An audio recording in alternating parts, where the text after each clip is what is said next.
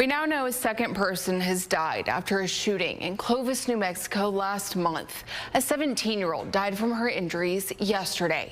18-year-old Enrique Padilla is charged with first-degree murder. Police say he and 19-year-old Caleb Ponce fired into a building during a party back on March 22nd.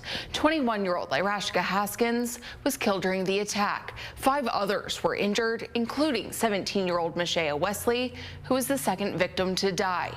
Court records show the attack stemmed from an ongoing dispute at the party. Investigators recovered nearly 24 spent pistol casings at the scene, along with casings that matched a semi-automatic rifle.